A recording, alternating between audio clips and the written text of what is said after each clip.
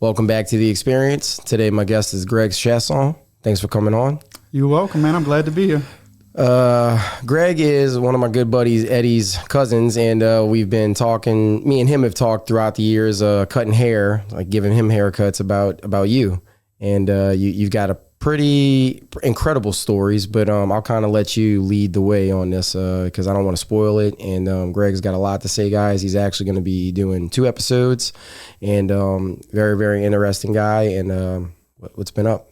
It's been all good, man. So, as you were saying, Eddie was telling you some of my stories, and Eddie was coming back telling me, my boy Eric got this podcast, you got to go on there. And Eddie knew I started me a YouTube channel called The Pen and the Shank. Yep. Shout out. It, I talk about, my experience in prison. Yes. So I figured what better way than to jump straight in the penitentiary. Right. And so we're going to jump to when I'm 19 years old, man. Let's go.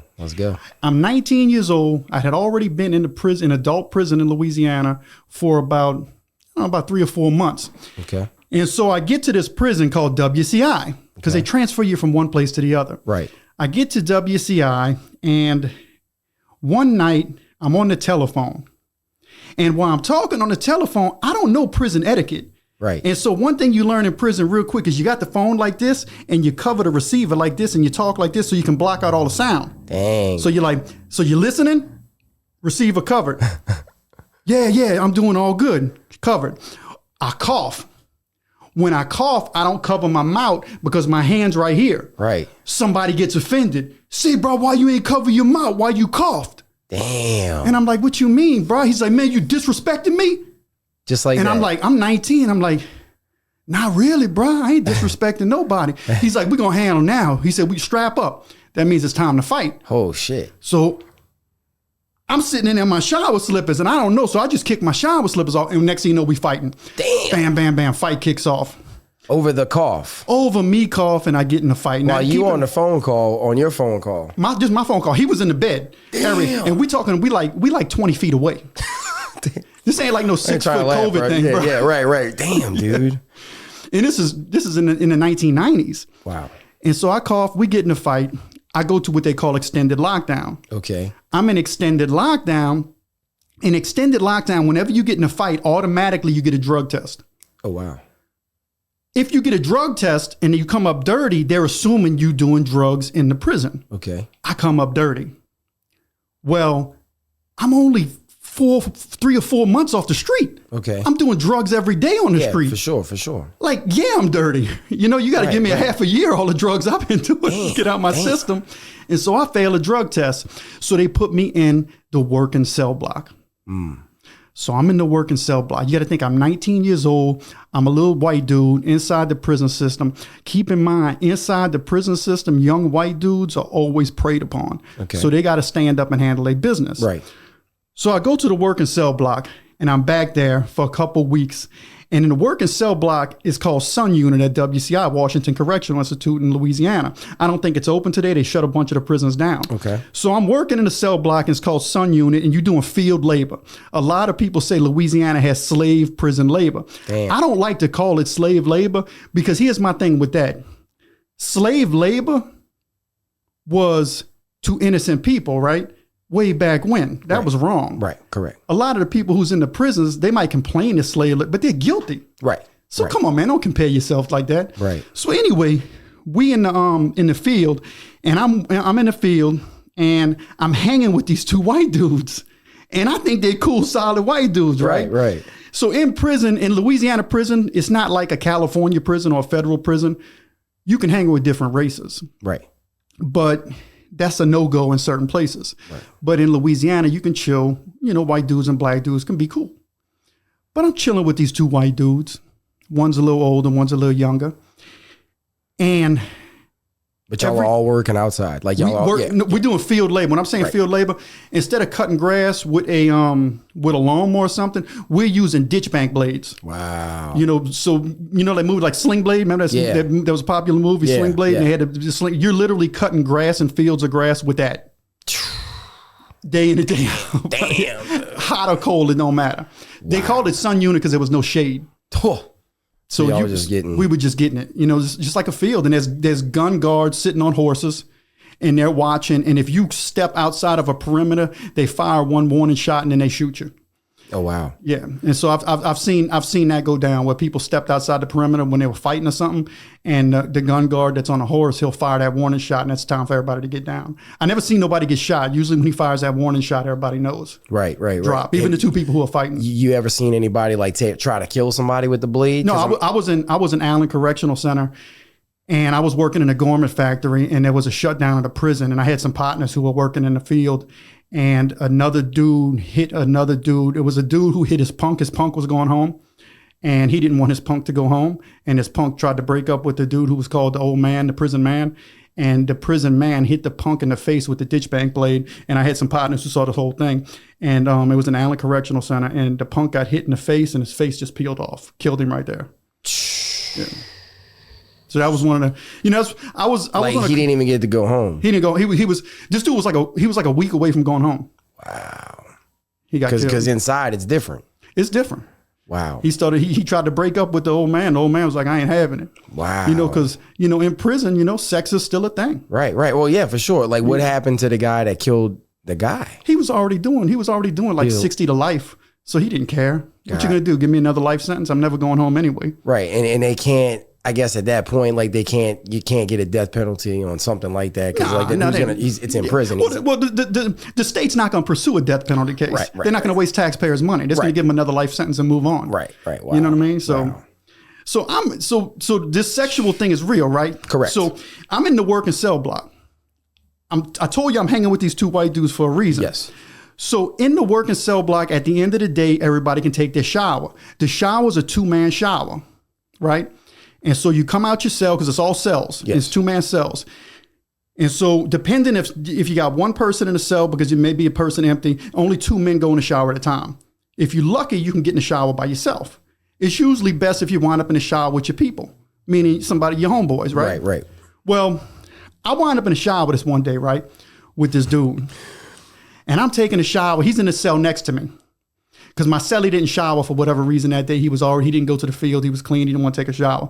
So the dude who was in the cell next to me, I wound up in the shower with him. Like I said, I'm 19 years old. I'm a little small white dude. We showering. I'm showering. He's showering. I done talked to the dude. We chopped it up before. Right. You know what I mean? I'm thinking we okay. He a black dude. I think he was from the West Bank. Solid dude. I'm a little skinny white dude. He was swole. And how old you think he was? So if I'm 19, he had to be like 22, 23. Okay. So he's a little bit older than me. Yeah. And I'm showering, we talking, we chopping it up. And, I just happened to look over. And when I look down, you can't help but see. I'm like, dang, this dude got an erection. I'm in the shower, I'm like, and this can't be good, right? Right. And so I'm like, all right. All the thoughts start running through your mind. Oh, man. Yep. I think he wants to do something. Right. Something to me. The shit's for real. Like this is real life. This is real life. And so I look at him and I'm like, oh, my heart starts beating. Nowhere to hide or nothing. There's nowhere to hide. Damn. And once you get labeled that in prison, then that's what you are. Wow. So I'm like, okay, so I got to do something. My initial reaction was wait till we get to the field tomorrow, and I'm gonna hit him with one of the tools. I'm gonna hit him with a blade, because you get blades. They hand blades out because that's the working field. I'm gonna get this blade, and I'm gonna bust him in the head with the blade. So that's what I'm thinking. My heart's beating. I mean, I got a million thoughts running through my head. I'm feeling the anxiety. So I got shampoo in my hair. I get it out my hair, and then I look over, and he goes to get out the shower. He sees that I see him. But all of a sudden, he just hit, like his courage just got bigger. He's like, well, this dude's a punk. That's what he thought to himself. Damn. And so he turns around, stares at me, and just starts going at it. They call it booking. He's booking me. Damn. He's looking right at me. He's just going to town, staring right at me. Well, at this point, I'm like, I can't let this go down. Damn. And so I look, and I just hit him. Next thing you know, we fighting naked. He's naked, I'm naked, soap everywhere, boom, boom, boom, boom, boom, we fighting. I ain't gonna lie, he got the best of me, but I got him. I snuck him. I probably got about a half a dozen headshots on him. Boom, boom, boom. Then he dropped me. He was a solid dude. He hit me, boom, he drops me, and I dropped to my knees. I'm on my knees, and he's on top of me swinging, so I kind of grab him and try to throw him down. By this time, we about a minute into the fight, and the guards get in there, and they break it up. Right? So now I done got in a fight butt naked. Right. My first butt naked fight in my life. But you were trying to prove that you wasn't a punk, right? Because if not, that's what they would have labeled you. Like you had to. Yeah, you would have been labeled. If you let that go down, you a punk. So like, is it a respect thing after the fight? So here's what happens. I get in the fight. I lose some good time. They don't care. I remember the officers when they got me. They were like, man, you handle your business. They were like, man, you'd be surprised at how many little white boys come through here and they never do nothing. And I'm like, what? They said, yeah, man, you got respect. I'm like, all right, I got some respect. All right, I'm cool, whatever. I'm still mad. I'm like, damn, this dude tried to play me. You know what I mean? Yeah. And I done been in a few fights, but this is the first one that turned out sexual. Right. You know, I've been in a few fights already, and while you were in there, while I was in prison, I've been in a few fights. The one from the phone when I was coughing, that's what led me to the working cell block. I got in a fight in the kitchen at a prison I was at before, where a dude whooped the crap out of me. He was, I'm like 5'10". This dude was like 6'5", and he weighed like 3 times bigger than me. I fought him, but he whooped the crap out of me. And so I'd been in a few fights. Anyway, so I get back to the compound, back to the working cell block, right? Because so when you get in the fight, you go from the working cell block or the dormitories to extended lockdown. That's 23 hours a day lockdown. They let you out to take a shower. So it's basically solitary confinement. Correct. So I'm in solitary confinement. I get back down to I get back to the working cell block. And when I get back to the working cell block and I go in the field, I go to talk. Remember those 2 white dudes I was telling you about? Yes. I go to talk to them dudes. And when I go to talk to them, there's like these 6 other white dudes who I never really talked to while I was there. And they're like, say, bruh, say. And I'm looking, they're like, man, come here. And I'm like, yeah, what's up? They never talked to me before. Yeah. And I'm like, what's up, man? They're like, you handle your business, huh? I said, yeah, I handle my business. They said, why that dude tried to play you in the shower? I said, yeah, he tried to play me. They said, man, you did right, man. They said, you solid. Dang. I said, yeah, I'm solid. They're like, why you hanging out with them 2 punks? I said, what you mean? They're like, man, we thought you was a punk already because you was hanging out with 2 punks.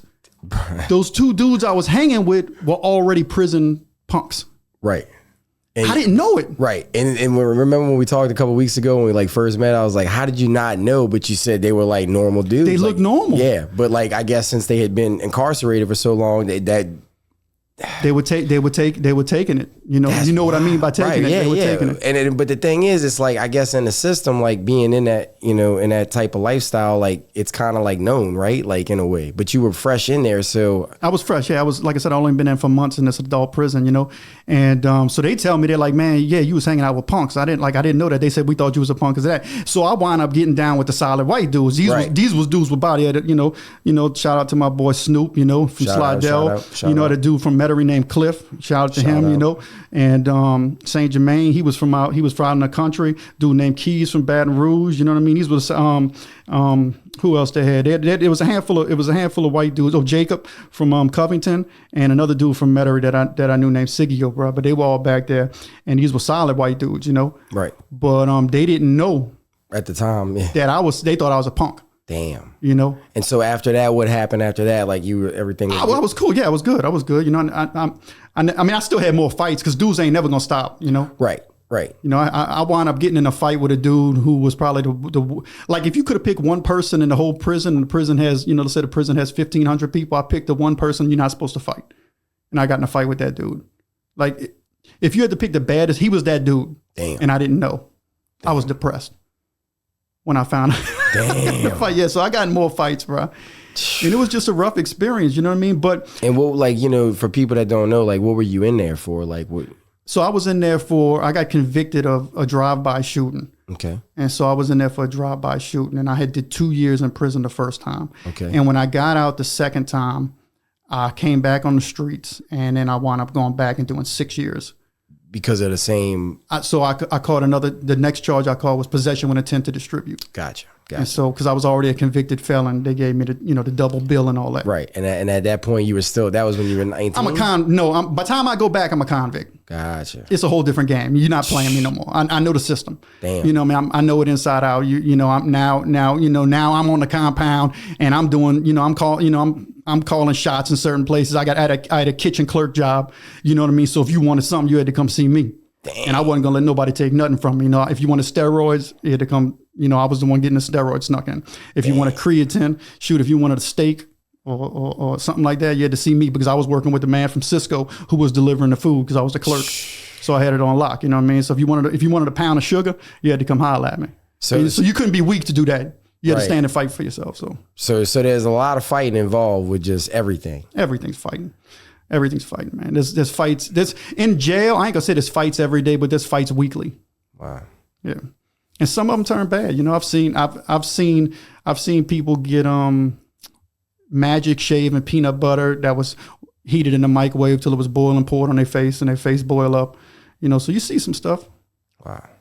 What so throughout your time incarcerated, how many prisons have you been in? So I'd say I've probably been to 7 or 8, prisons in Louisiana. I've been to WCI, I've been to Allen, I've been to Hunt, I've been to Wade, Fort Wade, DeQuincy, DCI. So I've been to a handful of, they call them satellite camps. Okay. Angola, of course, is the main prison. I've never been to Angola, but I've been to most of the satellite camps and some of the parish jails. Damn. And is that when Angola is more or less like if you killed somebody or? They got killers in all of them. Yeah, for sure. But if you got a lot of time, they're going to send you to Angola. Yeah, if you're doing life sentences and all that. But the thing about Louisiana, man, per capita, we incarcerate more people than any place on earth.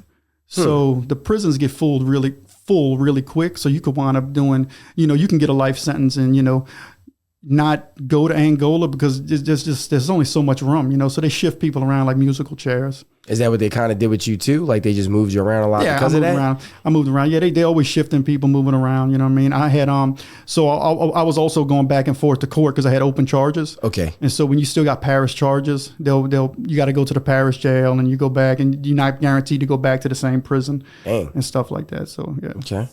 So what made you want to start your, I guess, like when you got out, like how long did it take before you were finished? I guess you would say. My parole? Yeah. I got out about 2 months before Hurricane Katrina hit. Okay. And I was only on parole for like 10 months. Okay. And I've been out since 2006 and I have not been in trouble since. Gotcha. Yeah. Thank you, man. Yeah. So what was it like once you got out? Like, did you go back to like, hey man, I didn't even really go to college. Like, did you go to college before? No. Like, yeah, it's okay. Did you get the chance to finish high school? I got my GED in boot camp when I was a juvenile. Nice. So I got my GED. But I did wind up going to college or tech school when I got out of prison. What were you doing? I went for construction management. I wound up getting a degree, associate degree in drafting. Okay. Design, So you're artistic. Yeah, I'm artistic. That was one of my hustles in prison. I would draw cards and pictures for people, and that's how I make my little soups. And that's what's up, dude. Yeah. What's a soup? A soup, man. That's basically prison currency. Huh? You get a locker full of soups. That's like having a pocket full of dollars. Dude, I had a good buddy of mine that I worked with when I first started at this first salon, and it was the owner's son, and he had did some hard time. And man, like just him coming out and like talking to you normally, he would always like whisper to the side and like just. He had different mannerisms than like somebody that hasn't been in prison. And he was like one of the guys, he told me he was like a protector. Like he would protect people and like people would pay him from like, I guess. Yeah, no, they got that. Yeah. And like, you can pay draft. They call it. You can pay draft. And he was like freaking yoked up, like stupid shredded. And like, his workout routine was like the same every day, even at work. And I'm like, bro, what are you doing? He's like, I got to hit my 1,000 sit-ups. I'm like, what? Man, but dude, like that's. They got people who pay for protection. I was in Allen. And Allen was a wild camp. It was a wild prison, man. It's full of punks, full of punk games, full of stealing, and they had almost childish like shit. Oh, it's ridiculous, man. You sit back and you're like, man, how did I wind up here? And if you're smart, you start thinking, what do I got to do to make sure I don't come here? And the first time I was in, I was opposite. I was talking to people my first time in, and we was planning robberies when we got out. All right. It wasn't until I went in the second time to one day when God really hit me and I'm like, I'm done with this. Well, what was that? One day remember I told you I was a kitchen clerk in the jail. Mm-hmm. The guard had snuck us in like it was New Year's or something. He snuck us in like bunches of bottles of alcohol with vodka, Jack Daniels, everything. And we was all drinking. And I went to take a shower and I came back to my cell. my celly was a dude from Baton Rouge, and he's dead now. He was actually a bodybuilder. He's the one who taught me to work out when I was in prison. That's how I got swole. Right on. And he used to work out in the bodybuilding circuit. He was actually in bodybuilding magazines. He got caught with GHB and steroids and all that. And so he taught me how to work out. I got swole. Dang, I was dude. big. I was big to where dudes would call me Big Man. Say Big Man if they didn't know my name, Right. And one day when I took a shower and I came out, my half of the alcohol, I had a little bit left, and they had drank, and they're like, man, you were so messed up. We thought you was done. And I remember thinking to myself, man, they really ain't no friends in this game. It wasn't no reason to get into it when these dudes were still my partners, you know what I mean? But it was right. But if you would have said something, not like you'd have had to. I mean, we might have fought, we might have, we might not have, we were still friends. But it just made you realize. It just made me realize, it was that day that I realized I was done. I went, sat down by the phone, and I remember looking at the phone thinking to myself, I'm done. I'm done, because I was thinking about all the hurt that I had caused my mom. And I said, yeah, this is. How old were you at this point? At this point, I'm like 23.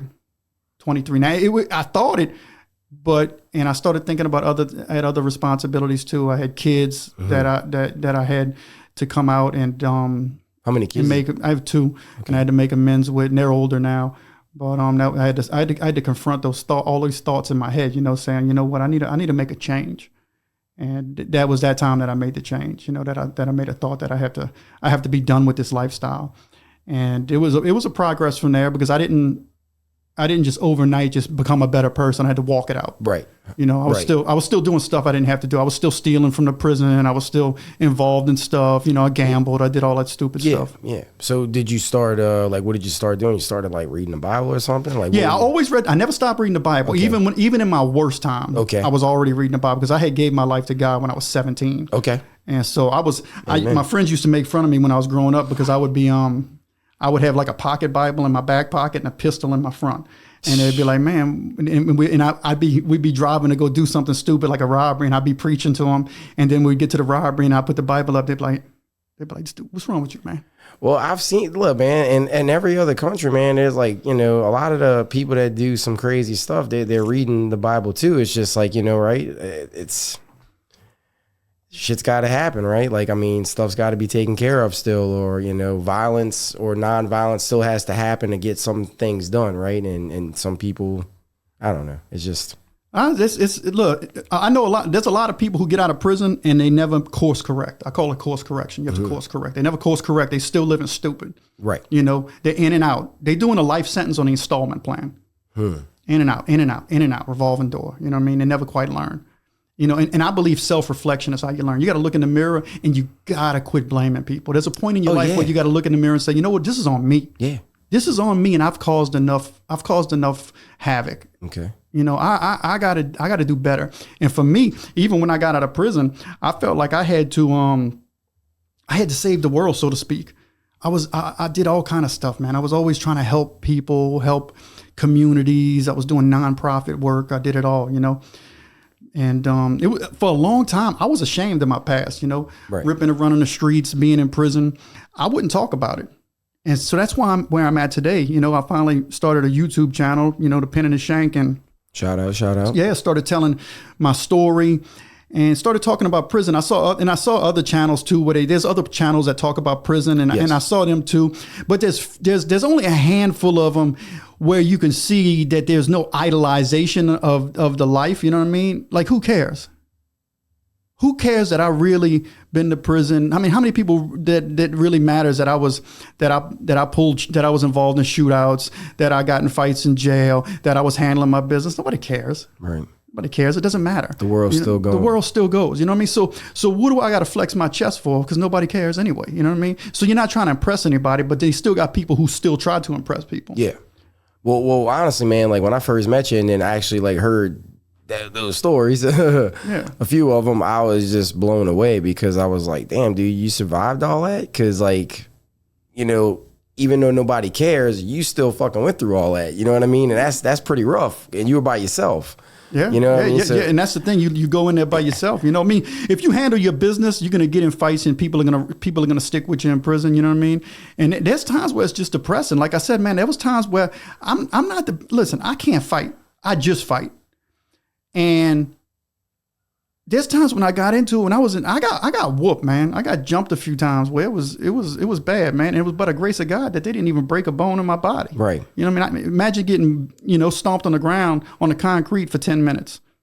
And there's blood everywhere. Dudes, yeah, about 5 or 6 dudes. And there's no broken jaw, there's no broken bone, And so you learn to make it, and you learn to meet people while you're in prison too. I met some phenomenal people, and I met some bad people. There are people who should never be let out. Right, yeah. And I was gonna say, I know it's like yin and yang, right? Like we talked about, there's good and evil, right? There's did you educate yourself more in prison or out of prison? Both. Okay. I've always read my whole life. I've been reading, and I was always a reader. Ever since I was a young boy, and I continue to this day, I still read books annually, yes. So I'm always reading. And, but while I was in prison, I would read, I was I'm always thought a little bit different. Some people call it conspiracy theorist or, extremist or radical or whatever. I read, stuff like Behold the Pale Horse I got introduced to while I was in prison. We talking about JFK assassination stuff before they talking about it today. Now they talking about releasing this stuff. I'm reading about it when I'm 20. What is that? The Pale Horse? It's a book? A book written by a dude named Milton William Cooper, who's highly looked up at by a lot of convicts, including Muslims. White dudes, it don't matter. They all respect the dude. He exposed a lot of stuff like alien theories, the assassination of JFK, basically the MK Ultra stuff, all that type of stuff, LSD experimentations, and so they talk about that stuff in prison. And and that was a white dude that like wrote this book, or well, he's ex-naval intelligence. Okay, gotcha. He wrote it, and when he wrote the book, he actually wound up being killed. I think I'm not sure how he died. I forgot, but anyway, he had to have his back covered because they didn't know if they were gonna try to assassinate him from some of the stuff he was exposing. Wow, you know what I mean? So that type of crazy stuff. And this is stuff that prisoners talk about. Wow. Yeah. Dude. So as far as the YouTube channel, what made you want to create it to where now it's like, I know that you're running it, like it's from all your experiences, correct? Yeah. But what is like the message that you're trying to carry out to people? Like what's the ultimate message is that, you can take what you go through and turn it around for good, right? You can take a prison experience or a drug addiction and you can turn that around for good, but it's up to you. You have to put in the work to do it. And so I tell the stories, good and bad. And sometimes it's just for laughs, right? I might be talking about prison nicknames and it's just for laughs. You know what I mean? There's nothing serious to gain from it. And let's relax a little bit and tell something funny. Right. Then other times I'm like, we might talk about current events. Governor pardoned inmates. You know what I mean? Governor Edwards recently pardoned a bunch of people. I talk about that on my channel, stuff like that.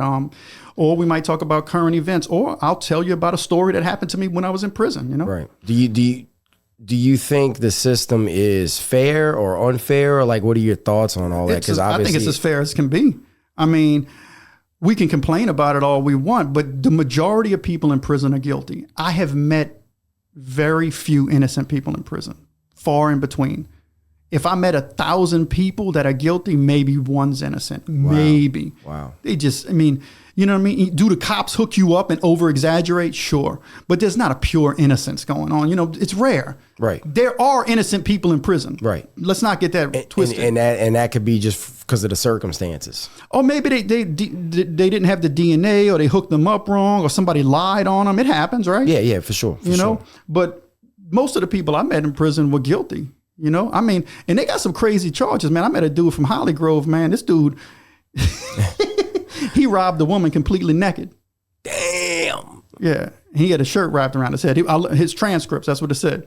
And this dude, man, look, if you from the New Orleans area, you probably know this dude, man. I remember the first time I met him, man, he walked in I was in Allen again, and they had some new prisoners come in a cell rack back, and they had some dudes walking in, and my man had 2 lockers. On his shoulders. That's how big this dude was. God damn. And I'm like, dang, look at this dude, bro. And he was like 6 foot 6'7". He's big dude, bro. Shoulders this wide, bro. And he walks in and he kind of starts. That's what he's doing. And I look, and this dude got gold teeth top and bottom, and he looks the part too. And he got 2 lockers, and he starts walking like he's King Kong, stomping on concrete. What? And I'm thinking to myself, and they got like 8 dudes walking in with him, and I'm like, okay, I'm good. As long as that dude's not my bunkie, I'll be happy. Right. Man, this dude sat right next to my bunk. He wound up being my bunkie. He's sitting down, bro, and he starts coughing.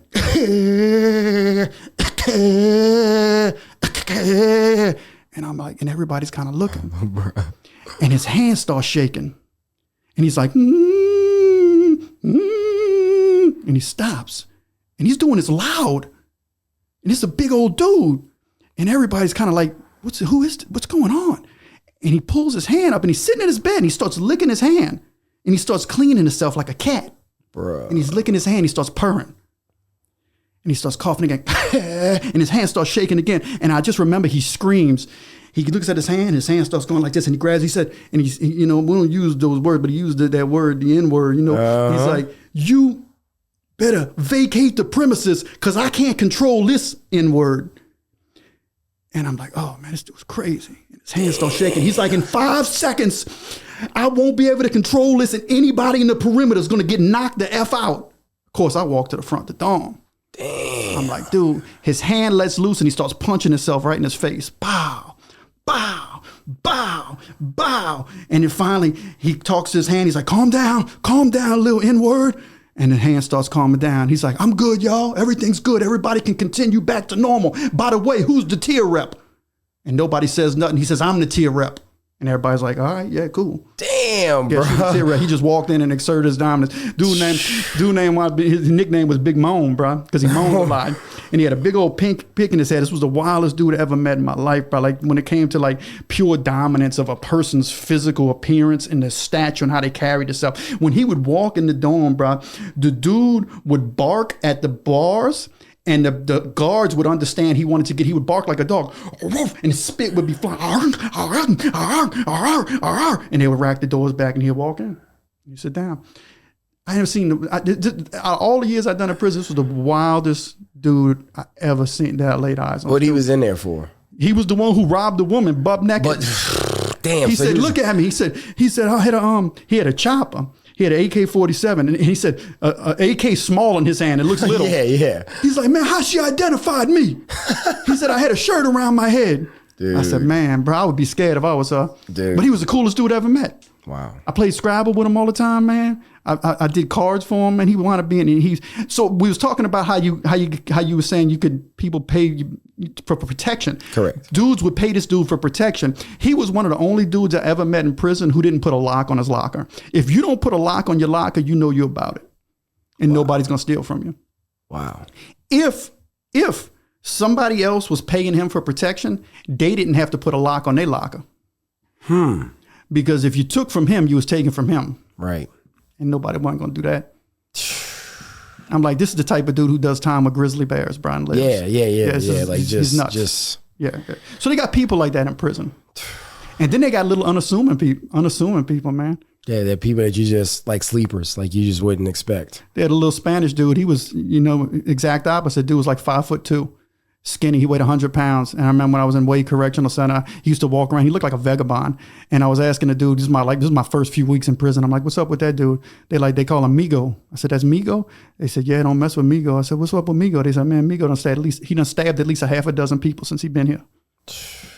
5'2", 100 pounds. Yeah, I mean, Look you like got a vagabond. Yeah, like you got the little man syndrome. Like you got no choice but to, because he's probably getting picked on and all this other shit. So no more. Right. But I'm sure like he's had to, Yeah. Before we wrap up, because we're gonna do another episode shortly for following week. What do you want to tell people out there about like your podcast? I mean, well, is it a podcast or it's more of a YouTube channel? Okay. So I don't know. I'm still etching it out. Yeah. I know we've been talking about now. that. Yeah, and obviously I'm gonna try to promote it and produce it for you as best as I can in the future, because like I want people to get the because there's a whole lot more to it. It's like, and where can people find you at on that channel? That way we can make sure. So you can see my hat right here, the Pen and the Shank. It's the Pen and the Shank on YouTube. Yep. And if you type in the Pen and the Shank, some of my videos should pop up. Give me a like and subscribe. I have a lot of good stories. If you enjoyed this story, I'm sure you'll find a lot more entertaining stories. Yeah. And you'll find some stuff that's also encouraging too. Good. Because that's ultimately my goal too. Right. So you'll find a little bit of entertainment in. Right. Because next episode that we have that we're going to record in a bit for the following week is going to be pretty mind blowing. And man. And again, guys, like we got a chance to meet up before the show a couple weeks ago, and just everything that Greg was saying, I was like, this dude needs a goddamn book, because like you got a lot of stuff that's happened, and And, you know, obviously I've had a lot of people on the show, but you've definitely topped a good bit of stories because you're very, like Eddie said, bro, like I'm glad you're here. And hopefully we can bring a lot of awareness to people in the future because definitely your life stories and what you're doing now, I think the world needs more of it, to be honest with you, man. So, and I appreciate you even having me on. It's the first time I was on a podcast channel. Well, and thank you, man. You know, I've been checking out your channel. I think you're doing an awesome thing too. Thank you, man. And it's not just me, man. Chris helps. He's the man behind the camera, and without him, this wouldn't be happening. And we have a lot of cool stuff we're working on, and I'm looking forward to getting to do some stuff with you too. So that's all the time we have for now, guys. But you know, if you like this episode, please like, share, subscribe as well, and follow Greg on his the Pen and the Shank YouTube channel. And we'll see y'all for the next episode coming up real soon. Take care.